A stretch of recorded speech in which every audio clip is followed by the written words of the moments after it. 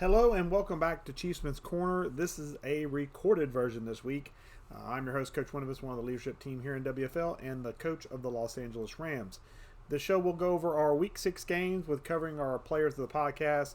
We'll discuss a bit more details around our, quote, new rule around defensive lineman usage and answer quite a few questions for our Ask the Chief segment here this evening. If anyone's tuned in for the premiere at 9 p.m. Eastern Time, thank you. Welcome aboard, and please leave comments as needed. I will try to respond to them live as I will be hopefully logged in during that 9 o'clock premiere. If you're watching this at all, though, thank you for watching. Any and all support is appreciated. Without you guys, the WFL doesn't exist. Housekeeping notes as usual. The first thing to talk about, as always, is WFL's incentive plan.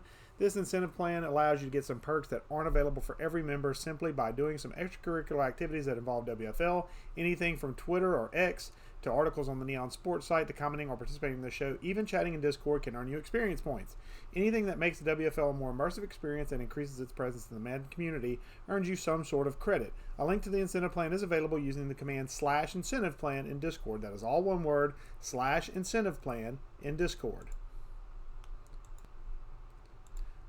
The next thing to talk about is our form, Ask the Chief. Use this form during the week between episodes to submit any questions you have for me, and I'll answer them during the show, giving you credit for the question. It's an easy way to build up incentive points and provide extra content for the podcast. Use the command /AskTheChief, that is all one word, /AskTheChief, to pull up the form in Discord.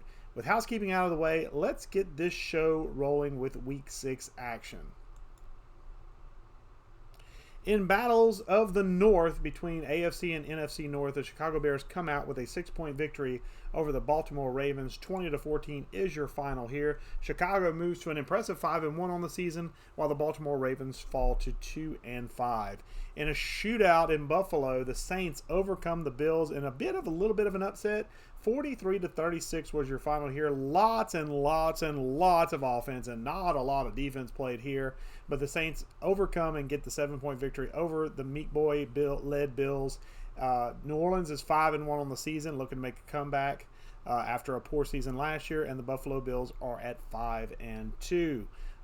In AFC West rivalry continues with the Chargers and Chiefs matchup. The Chiefs fall once again to the Chargers and go to 0-6 on the season. 41-23 is your final as the Chargers move to 5-2. In conference-based action, the Los Angeles Rams overcome the Green Bay Packers. 34-23 is your final here. The Rams move up to 4-3 on the season, while the Green Bay Packers fall to 3-3 on the season, falling behind in that competitive NFC North. Game of the week action between the Seattle Seahawks and Tampa Bay Buccaneers. This was a battle of once defeated versus undefeated at the time. Unfortunately, the Seahawks come out with the win. 38-23 is your final here. Tampa Bay gets their first loss of the season and gets a loss the following week. They are now at 5-2 on the season, while the Seahawks are cruising along at 5-1, handedly leading the NFC West. In a game versus CPU, as the Carolina Panthers were away on personal matters, the Cardinals take care of business. 27-24 is your final here. Win by a field goal in the waning seconds. Arizona moves to 2-4 on the season, 2-game winning streak, while the Panthers fall to 0-6. In another close game, the Jets and Dolphins AFC East foes meet up, and the Jets come out 3 points the victor. 24-21 your final here. The Jets are 4-2 on the season, while the Dolphins fall to 5-2. I did tell you, don't sleep on the Dolphins last year. This is why. 5-2. He is cruising along in that highly ultra-competitive AFC East.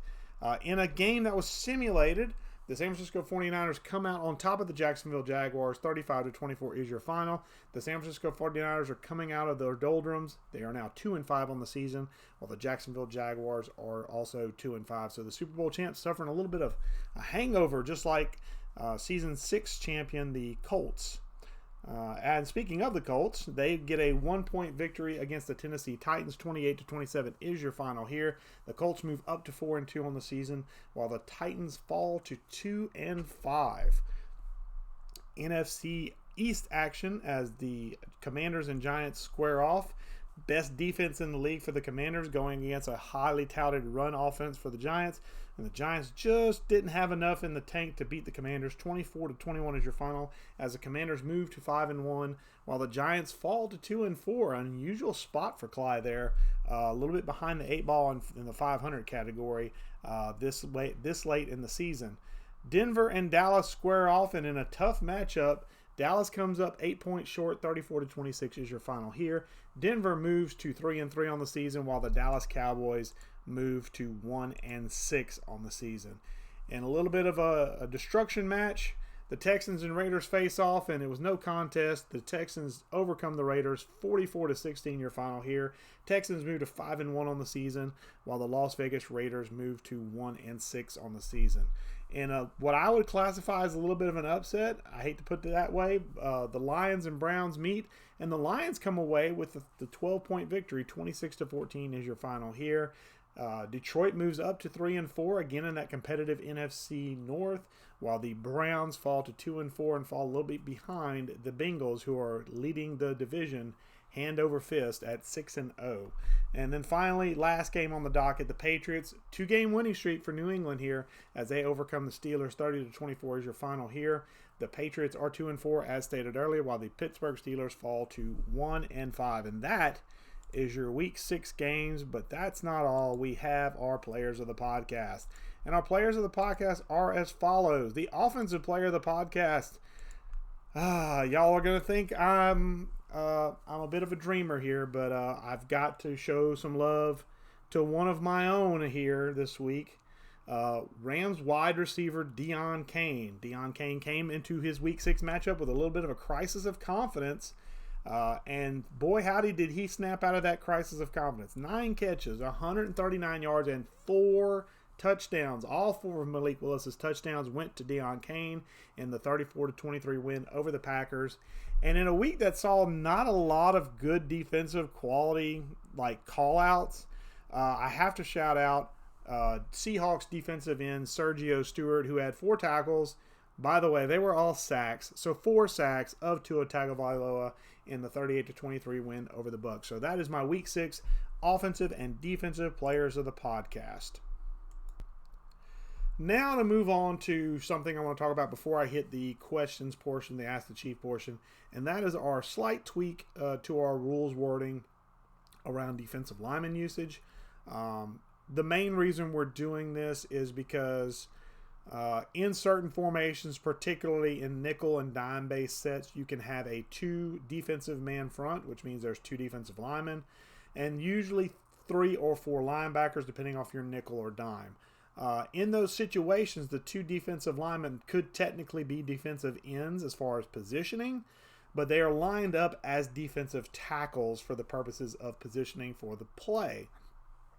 So we've had a few teams, not naming any names, but a few teams have used this to essentially be using a defensive tackle type setup where they're kind of in that defensive tackle position lined up against the guard one-on-one. Which is the whole reason we disallowed and disbanded and don't allow the usage of defensive tackle at all, is because in a one-on-one situation against a guard, especially with power moves or finesse moves, you can easily flick the stick and win quickly and get almost instant pressure as a user. That is the reason we banned defensive tackle usage. Some guys were using this as a workaround. We have nipped the workaround in the bud. So basically our rules now are, if you line up in a 2 defensive man front, which means you have 2 defensive linemen on the field, you have to user one of the edge players on that play. You cannot user a defensive lineman on that play because they are lined up in essentially the defensive tackle positions. If there are 3 defensive linemen on the field, however, you can user one of the ends, as now you have 3 defensive players on the line, so therefore you now have 2 ends and a tackle.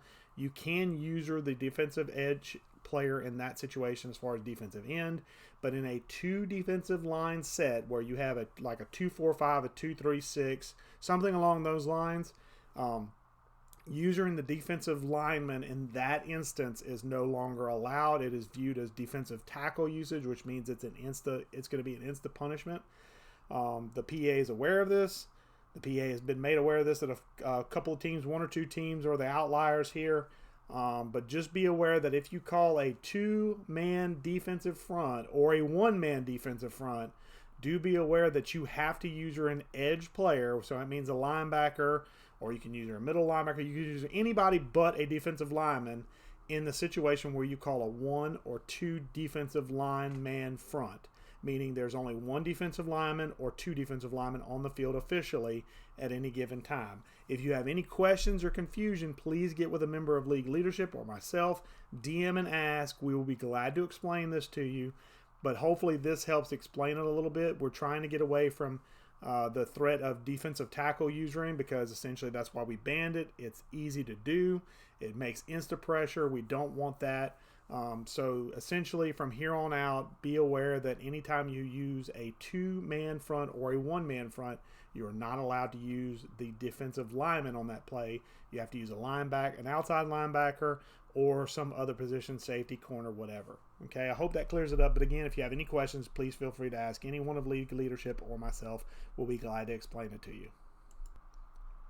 Now we're going to move on to our Ask the Chief segment. Now, when I first wrote this script up, there was one question, so I was just going to expect to answer a question from last week that Rusta dropped on me right as the show was starting, and I didn't have time to research it, and I wanted to go and research it a little bit more before I started this podcast today, and then result, I ended up with not one question, but many questions, and I'll zoom in here just to kind of give you an idea of what's going on here.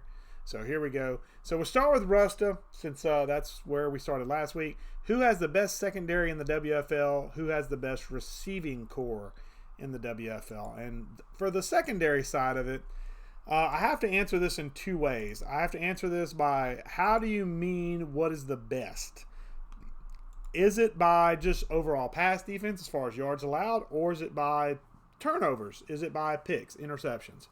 Because I'll tell you right now, the league leader as far as team interceptions is my team, the Los Angeles Rams. However, if you go look at their pass defense ratings, they're 31st in the league. Is that the best secondary? They get the ball a lot. They get the ball via turnover a lot, but they've allowed a lot of yards too. Now, most of that was in week one to the Saints. Saints had about 500, 600 yards of passing. It was ridiculous. But if you go by strictly turnovers, the Rams are actually the top dog in the league as far as interceptions. I don't go by that route, though. I go by just overall pass defense yardage allowed. And if that's the case, then you want the Washington Commanders. They have technically the best secondary because they've allowed a decent amount of passing yards. Now, could that be because they have studs up front as far as their defensive line? They're getting a lot of pressure? Not really. They don't have a ton of sacks, but they're apparently getting pressure enough to cause issues with the passing game to such an effect that they are the number one pass defense in the WFL by yards allowed. So it depends on how you classify what best secondary is. If you're going to go by picks, then my Rams are. If you're going to go by yards allowed, then it's the Commanders. For my money, I would say Commanders. Just because I would rather have no yards allowed than a bunch of picks and bajillion yards allowed. As far as receiving core, I had to dig into this one a little bit, and this one may surprise you, because when I look at the overall super wide receiver core, I'm thinking multiple receivers with a lot of receptions, and then your backs, your tight end and your tight ends and your fullback halfbacks are kind of the secondary options, but you have at least 3 wide receivers that are leading your team in receptions. And after digging into the top 10 to 12 teams, I found one team that's in the top, I believe, 7 that meets my criteria for what I feel is a group of wide receivers, or a receiving group, and that is the Jacksonville Jaguars.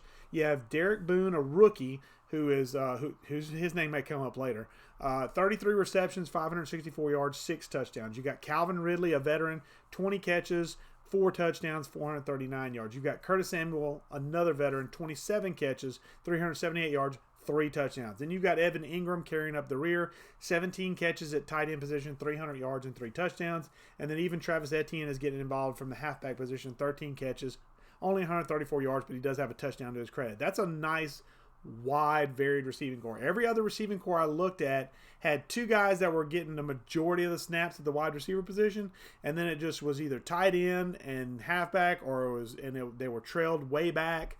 To me, it didn't scream a core of wide receivers as a group doing the job. So for my money, for what I define as the best wide receiving core, I would say the Jacksonville Jaguars, for the depth they bring at the wide receiver position and the amount of touchdowns they've scored at the wide receiver position, just from the wide receiver position itself.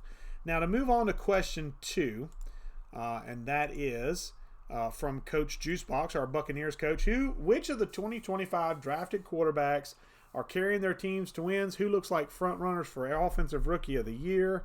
And let's see, I'm gonna have to span over on my end. Which one is struggling the most? Well, what I did for this question, and thank you for the question, by the way, is I did a very simple setup of ups and downs. I kind of made some notes for myself, who's up and who's down. I did 2 ups and 2 downs. The first up I want to put out there is Aiden Bain, the number 1 pick in the draft from the Green Bay Packers, who has 12 touchdowns to 4 interceptions through 6 games and has his team at 500. Now, that doesn't sound like a great thing, but there's a reason he had the number 1 pick in the draft. He traded up from pick 5, and there's a reason he had the 5th pick in the draft. He didn't have a great season, so already you're seeing through 6 games, he's hovering around 500, and it's definitely not Aiden Bain that's causing the issues here with his 12 to 4 touchdown interception ratio. That's phenomenal for a rookie. So big kudos to Aiden Bain. The other guy I want to give some kudos to, although in less so, is Broncos quarterback Adam Weston. He has 12 touchdowns and 3 interceptions through 6 games. He also has his team at 500. The reason I don't give him as much of an up is because the Broncos were in the playoffs last year, and right now they're hovering around 500. I think they're kind of struggling to find their identity with the new quarterback and the new setup. I think once they find their way, they'll be phenomenal. And Weston is definitely playing well right now, but I think we haven't quite seen the Broncos offense fully unlocked yet, and that's what's scary is right now with Adam Weston at 12 touchdowns and 3 interceptions through 6 games. If they ever figure it out offensively completely, this Broncos team could be a really, really tough unit to stop. Now, my downs, I've got the same type of thing, but one of them is not the user's fault, the owner's fault.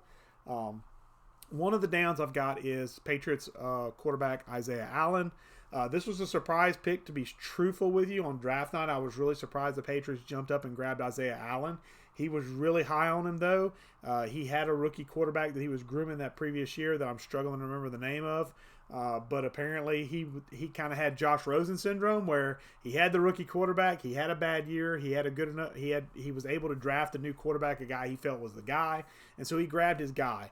Now, right now, Isaiah Allen is 9-6, so he's got 9 touchdowns and 6 interceptions. He's also 2-4 through 6 games, so not the greatest record. But here's the thing: the last two games he's played have been W's. So I think Isaiah and that offense is starting to click at the right time. You'd rather be hot at the end of the season than at the beginning of the season.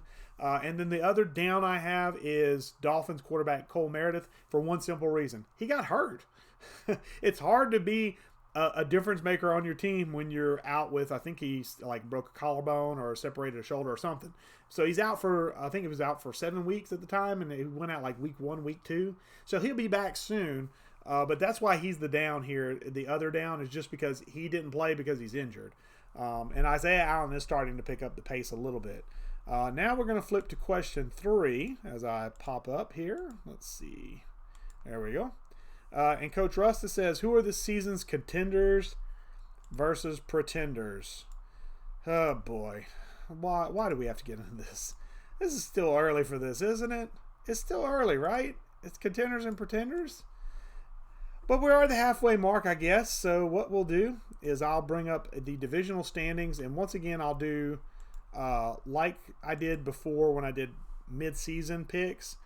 The top team, and if the second place team is within a game of them, I'll talk about them as well. But if it's not, like in the case of the AFC North, I won't bother with second place. The Bengals are tops of the division at 6-0. They're contenders. This is the Rusta we expected to see, and I'm gonna come back on camera for this.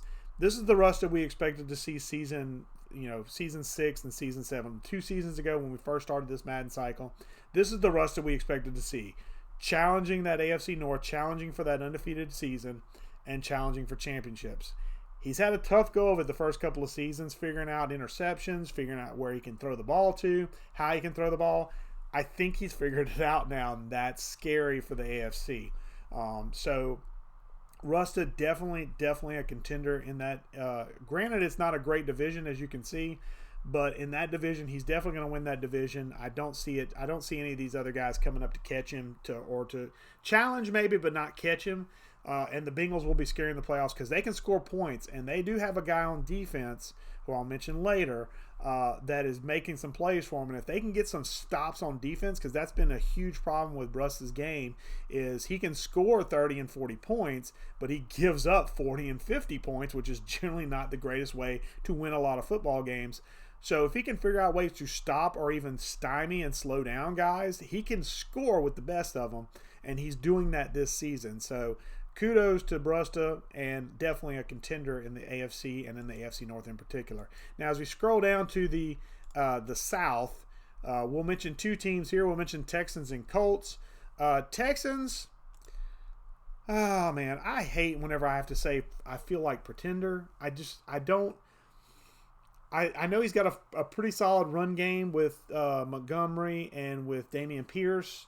I know he's not the greatest at throwing the football. That's by his own admission. So if you can force him to pass the ball, I think he'll be weaker. But when you can run the ball in this league and you can run the ball consistently, you're going to be a threat. But in the playoffs, we tend to have a little bit higher scoring games, at least early in the playoffs. And I don't know if the Texans have the firepower to keep up. So that's why I would say pretenders for the Texans. I think they'll make the playoffs, but I just don't think they'll go deep in the playoffs. As for the Colts, Juke, after the first Madden 24 season, you kind of went silent year 2. In year 3, you've been picking up the pace. I have to put you in that pretender category because was the first season with the out-of-box rosters, which your roster wasn't great out of the box anyway, was it a flash in the pan? Was it just luck? Or are you building the team that can get it done? I think you are, but we need to see it on paper. So until we see it in the playoffs, I have to call you a pretender until you prove me wrong. I know you will, but there you go. Some bulletin board material for you there in the AFC South. Now we're going to move on to the East.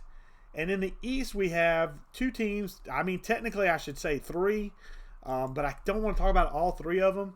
But I'll briefly mention the Jets at 4-2. If he makes the playoffs, he's a contender. He has been in the top 4 every season he's been here since we started this Madden 24 cycle. He joined us in Madden 24. DePerot is the real deal as far as playoff performance. Has he made a bowl game yet? No, but he has proven himself in the playoffs time and time again. And then Meek Boy, I'm going to classify Meek Boy as a pretender because he does well in the regular season, but he is kind of a paper tiger when it comes to the playoffs these first 2 seasons in WFL. I know Meek Boy's capable of it. He has a title here. He has a banner in the rafters for WFL, so I know he can do it, but is it maybe a tougher gig in the AFC? We'll see. And then you have the Dolphins and Kobe, contender. I say contender. I was on his bandwagon as soon as he jumped in and basically tanked to get to the end of the season. He made a hella draft. He drafted players at every position that he needed and wanted, and he is tearing up the league now with his guys. This is his team now. He's taken a team that was struggling as far as his roster makeup, made it his own, and now he's got him at 5-2, challenging for the AFC East. Kobe is for real. I told y'all this whenever we started the season. Watch the Dolphins, and here they are 5-2, and they're up there in the AFC East. And finally, as we get to the AFC West, we have the Chargers and the Broncos. I'm going to say for the Chargers, again, he is a run-first guy, and in this league, it is hard to stop the run. In Madden in general, it's tough to stop the run. Not saying it's impossible. There are teams that have managed to find a way to do it, but I'm not one of them. While the run game can work, and if you can control the clock, you can definitely make a dent in the playoffs. I think there's enough teams that make the AFC that can score at will almost, that it's going to be very tough for that grind the ball mentality to take effect. And I don't know, even with Justin Herbert, if Smash Mouth fullback, I gotta say all the name because we have 2 smashes in this league. I don't know if he can keep it up for that long period of time. So for that reason, I'm going to say pretender, because unless you can keep that ball control mentality throughout the entirety of the playoffs, I just don't see it happening. I see you being involved in some type of 31-28, 34-31 shootout, and I don't know if you have the horses to keep up with that kind of point spread in the passing game. Run game, you're definitely in a class amongst yourselves. Kind of like the Texans. If you can pass the ball in the playoffs, I'll eat my crow. But until I see it, I have to classify the Chargers as a pretender. And I'll mention briefly the Broncos, even though they're 2 games back. Broncos, I'll give you some bulletin board material too. Pretender until you figure out all the offense with Adam Weston in that setup. I think you're still trying to figure that out. And I think once you do, you'll be dangerous. You had a hella tough schedule to start the season. Lots and lots of playoff contenders were at the front end of your schedule. Hopefully the back end of the schedule kind of lightens up and you get a little bit easier on you. But until you can make the playoffs and make some noise with Adam Weston, I'll have to say pretender for both of my AFC West picks. Now, as we move into the NFC and we jump into the North, we're going to talk about 2 teams in particular. We're going to talk about the Bears and we're going to talk about the Vikings. Bears are 5-1, leading that division. And I don't know how they're doing it. It's smoke and mirrors, I feel like. I feel like even the Bears might falter and fall out of the playoffs, to tell you the truth. Again, I'm giving bulletin board material to a ton of teams here. So feel free to make me eat crow. But I'm going to say the Bears are pretenders. I'm going to say the Vikings are contenders, at least until they get to the WFL Bowl. And yes, I'm going to tack that up. You gave up a 28-0 lead. That is basically Falcons -3. To go ahead and get Falcons fans angry at me too. 28-3. Rim said, "Hold my beer," and it's made 28-0 and gave up that lead and lost by 1. So until you can get all the way and finish, you got to finish. So pretender. Contender to the playoffs, pretender in the bowl game. That's pretty much how I'm viewing the Vikings. I think they can score with the best of them. They have to be able to stop somebody. You have to be able to stop somebody. And obviously in the last year's WFL Bowl, if you watched it, the Vikings couldn't stop a nosebleed in the second half. If that's the case, it's going to be in the playoffs again this year. They're going to have a short playoff run. Just going to put it out there just like that. As we move on to the South, and the South has some new faces at the top. Last year we were talking Falcons. The Falcons were running with this division, running roughshod. Right now they're sitting in 3rd behind the new guy, Coach Flood, and the Bucks, and the Saints, who lead this division. Now for the Saints is a former winner of WFL Bowl. He won WFL Bowl 3 or 4, I believe, as the Bucks. So now he has his hometown team, and I think with his offense, he's a contender. Again, in this league, offense is king. This is like the Big 12. We have lots of high-scoring affairs. He can score with the best of them. Can he stop anybody? We'll see. But as far as scoring-wise, that's kind of the important part. And he can score in spades. So I'll give him the contenders tag. For the Bucks, I have to give him the pretenders tag. He's looked good. The Coach Flood, Coach Juicebox, whatever you want to call him, he's looked good through his first season. He's kind of stumbled a little bit the last 2 games. He's had 2 straight losses. So I think maybe the WFL scouts are starting to figure him out a little bit. But if he can adjust and get back on his winning ways, I think he could be a force. But for right now, I'm going to label him a pretender. It's nothing against him. Just got to see more tape of it. Got to see 5-2 is a great start, but can you finish? That's the big thing. Can you finish? As we move on to the NFC East, we have the Commanders and we have the Eagles, and it feels weird not to be talking about the Giants in this setup. The Giants are sitting in 3rd at 2-4. It feels so weird. For the Commanders, contender. You have the best defense in the league. You can hang ball with the best of them. That's all you need. If you can stop people, who cares if they can score 30? If they can't score 30 against you and you can score more than them, that's all you need. He's made it to a WFL Bowl, multiple WFL Bowls, so he's got that going for him. He definitely has the tools and the personnel to get the job done. So the Commanders and Coach Waffles are definitely a contender. And I have to say contender for the Eagles as well. Dude's done nothing but win a whole ton of games. Now, granted, and you can get back at me with this T-Hoof, but you have the Eagles roster. That's a pretty good roster. You know, that's a really good roster. Now, we're in year 3, so you've had some losses, some retirements, but you still have a pretty damn fine roster. So I'm not saying it's all roster. You definitely have some skill because you started in Cleveland here and then moved off of Cleveland when the Eagles came available. So you have some skills, definitely. So I say contender with a little bit of an asterisk for the roster, but I think you'll make some noise in the playoffs, even in the NFC. And then finally, we go to the NFC West. Oh, dear. So we have the Seahawks and the Rams for now, the Rams.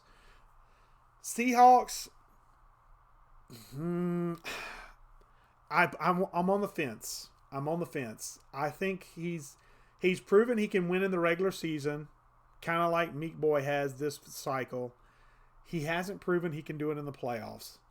So because of that, I'm going to say that Polio is in the pretender category only because if he can win a couple of games with Trey Lance, and I mean, he's got an all-star team at wide receiver. He's got Amon-Ra St. Brown. He's got DK Metcalf, who comes out of contract this year. He's got Jackson Smith and Jigba. I mean, he's got – you go look at his roster. He goes 5 or 6 deep at cornerback. He's got cornerbacks that are 75-plus overall at the 6th spot.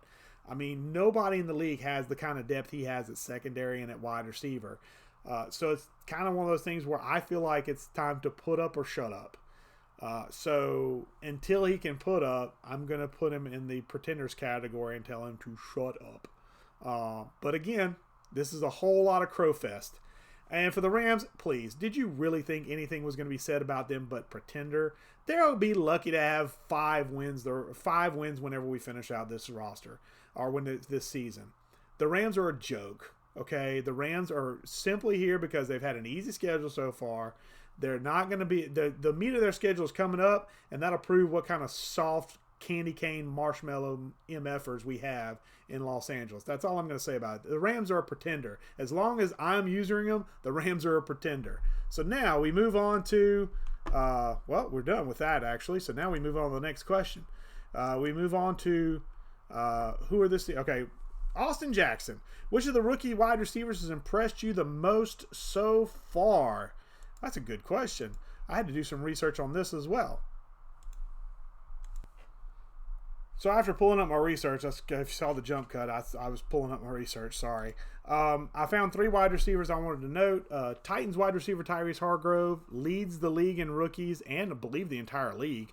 34 catches for 808 yards and 6 touchdowns through 7 games.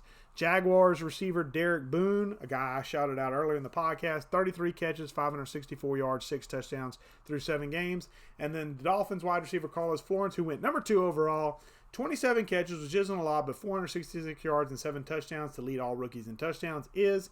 And those would be the guys that I think have impressed me the most with their antics so far this season. Now we move on to the next question, and there's a bunch of them tonight. Jesus. All right.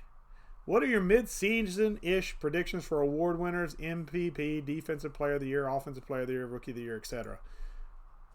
Oh, really? I could have waited another week for this. But I'll bring it up and give me just a second. I'll get my research together and I'll let you know. But here we go. I got it. So MVP, I'm going to give it to the way too early MVP goes to Bills quarterback Josh Allen. He's got 25 total touchdowns he's accounted for, 22 passing, 3 rushing. He's got 7 interceptions, so he's got a 22-7 touchdown interception ratio. Almost 2,500 yards passing in a 5-2 start. I don't know how much more you can do to help your team win football games than Josh Allen has done for the Buffalo Bills. Offensive Player of the Year, a little bit of a surprise here. I'm going to give you one from each conference. 49ers, halfback Christian McCaffrey, 668 yards and 3 touchdowns. He leads the league in rushing right now, so he's my Offensive Player of the Year in the NFC. In the AFC, it's another Buffalo Bill. It's wide receiver Rashard Moore, who leads the league with 860 yards. I believe he's the guy that leads the league in yards, not Carlos Florence, as mentioned earlier. He has 8 touchdowns. I know that leads the league, and 23 catches. So he's definitely a big play receiver for Josh Allen in that Bills offense. Defensive Player of the Year. He got 4 sacks in 1 game. Sergio Stewart has to be the guy who's leading that. He's got 9.5 sacks through 6 games. That's a ridiculous pace. I think the next guy has like 5 or 6. So that's just a ridiculous pace. For the Defensive Player of the Year for AFC, I went with, and I said this earlier, Bengals free safety Daxton Hill. Remember I said Bengals couldn't get stops the first 2 years? Well, Daxton Hill's helping with that. He's got 21 tackles. He's got 2 sacks. He's got a forced fumble. Oh, and by the way, he's got 6 interceptions to lead the league in interceptions. Offensive Rookie of the Year, I'm going to go with Saints wide receiver Justin Raymond for the NFC. He's got 40 catches for 561 yards and 5 touchdowns through 7 games, including a monster game this past week against the Buffalo Bills. And then I'm going to go with the AFC. I'm going to say Browns halfback Morgan Whitfield, who has 98 carries for 555 yards and 6 touchdowns through 6 games. Even though the Browns are struggling a little bit, I think Morgan Whitfield deserves some Offensive Rookie of the Year votes, and at least at this point. Defensive Rookie of the Year, I'm going to go with Bucs safety Benjamin Jefferson. Has 11 tackles and 5 interceptions in 5 games played. Last I checked, math-wise, that's 1 interception a game. That's pretty good. You can get your team 1 extra possession a game. That's pretty nice.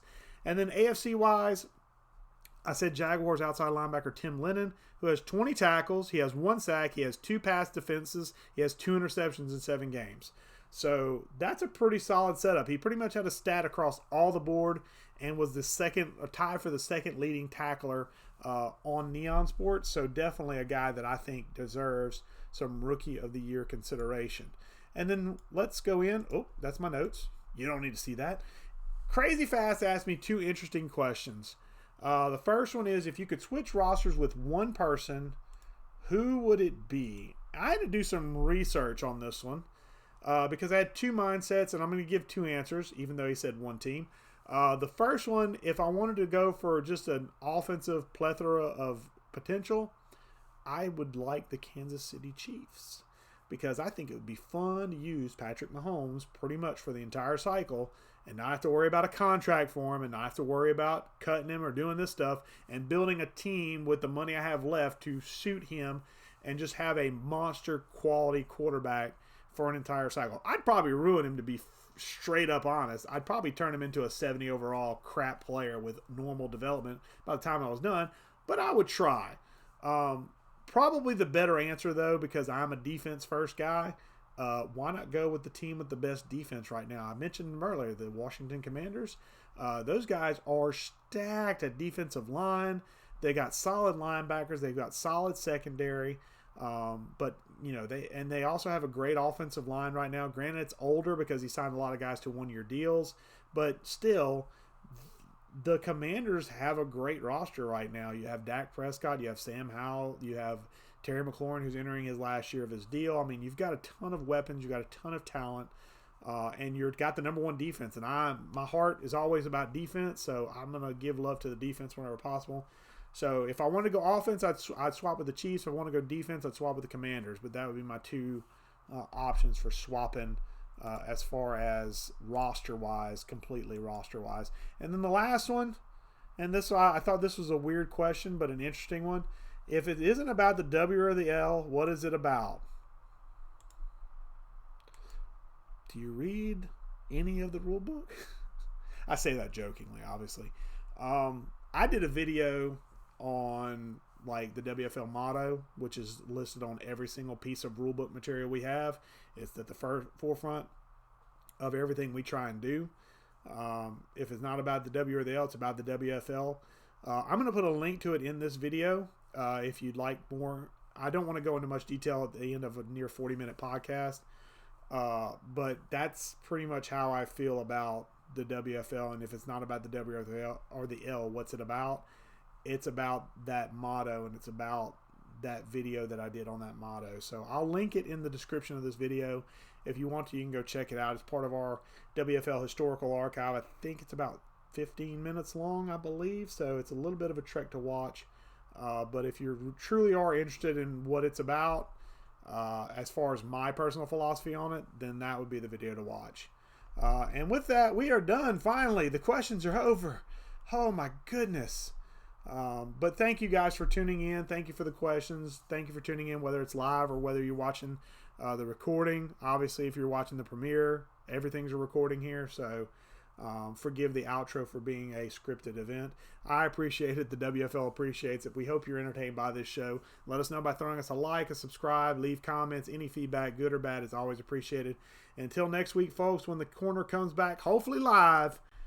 For now, the corner's closed.